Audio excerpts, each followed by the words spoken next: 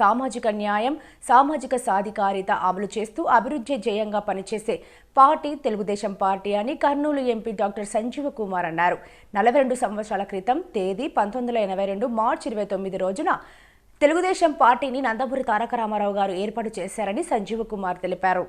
రాజకీయం అంటే అధికారం అనుభవించడం కాదని, ప్రజలకు సేవ చేయడం అంటూ దేశ రాజకీయాలకు సంక్షేమ పాలనను ఎన్టీఆర్ నేర్పారని అన్నారు.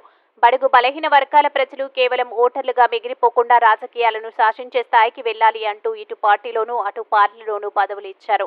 ఆనాటి నుంచి నేటి వరకు తెలుగు ప్రజల ఖ్యాతి అభ్యున్నతి లక్ష్యంగా తెలుగు ప్రజల సేవలో నిమగ్నమైంది.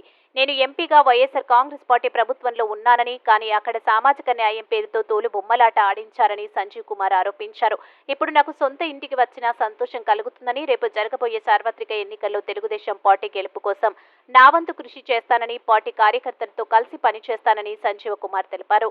ఈ రోజు తెలుగుదేశం పార్టీ 42వ ఆవిర్భావ దినోత్సవ సందర్భంగా కర్నూలు జిల్లా తెలుగుదేశం పార్టీ కార్యాలయంలో నిర్వహించిన కార్యక్రమంలో జిల్లా అధ్యక్షుడు ఎమ్మెల్సీ బీటీ నాయుడు, తెలుగుదేశం రాష్ట్ర నాయకులు సోమిశెట్టి వెంకటేశ్వర్లు, కర్నూలు ఎమ్మెల్యే అభ్యర్థి టీజీ భరత్, కర్నూలు పార్లమెంట్ అభ్యర్థి పంచలింగాల నాగరాజు పాల్గొన్నారు. కానీ ఇప్పుడు వెళ్తే తెలుగుదేశం అంటున్నారు.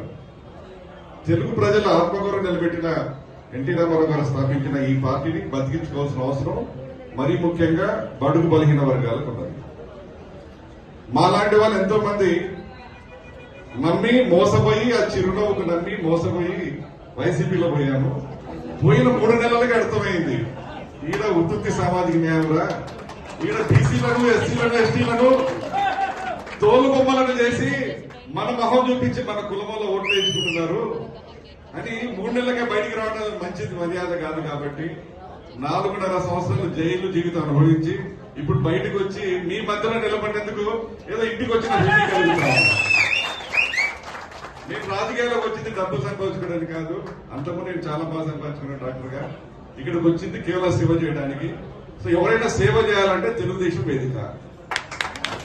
రాబో 30 సంవత్సరాల్లో ఒక మంచి విద్యార్థికుడు, మంచి మనసున్న లోకేష్ గారు మనకు అందరికి అండదండగా ఉంటారు. రాబో 30 సంవత్సరాల్లో స్వర్ణయుగం చూస్తాం మనం ఆంధ్రప్రదేశ్ లో. మన పిల్లలు బాగా చదువుకోవాలన్నా, మనం వ్యాపారం చేసుకోవాలన్నా మనం తెలుగుదేశం బతికించవలసిన అవసరం ఉందని చెప్పి మీకు అందరికి మనవి చేసుకుంటూ, మన నాయకులు, యువ నాయకులు నాగరాజు గారిని ఎంపీగా ఎన్నుకోవాలి, మనం భరత్ గారిని ఎమ్మెల్యేగా ఎన్నుకోవాలి. ఒకటి గుర్తుపెట్టుకోవాలి, మనం గత 50 సంవత్సరాలలో తెలుగుదేశం ఎంపీ గెలిచింది ఒక్కసారి. ఇక్కడ మనకు అప్పీల్ టాస్క్, కొండకి యుద్ధం చేయాలి. మనం ఇప్పుడు అందరం కూడా అహర్నిశలు ప్రతి నిమిషము మనం పాటుపడి నాగరాజు గారిని గెలిపించుకుందాం. అదేవిధంగా భరత్ గారు, కర్నూలులో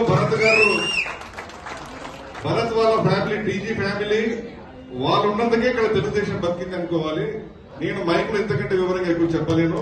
భరత్ గెలిపించుకోవాల్సిన అవసరం మనకున్నది, వారికి అవసరం లేదు.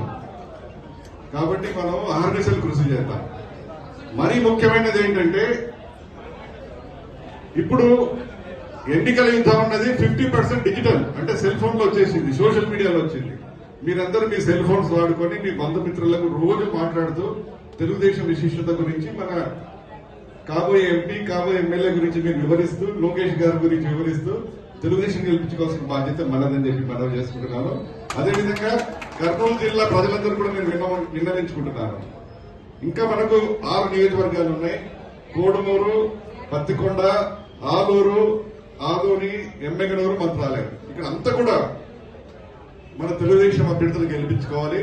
ఇక్కడ 8 out of 8 అంటే ఒక ఎంపీ 7 ఎమ్మెల్యేలు గెలిపించుకోవాల్సిన బాధ్యత మనది. ఆ గెలుపు మనకు, మన పిల్లలకు బాగుంటుందని చెప్పి మనం గ్రహించి మనం అహర్నిశలు కృషి చేయాలని చెప్పి, మీకు తోడుగా నేను ఒక విద్యార్థికుడిగా, ఒక సిట్టింగ్ ఎంపీగా అహర్నిశలు నేను శ్రమ చేస్తాను. మనందరం కలిసి విజయం సాధిద్దాము. జై టీడీపీ.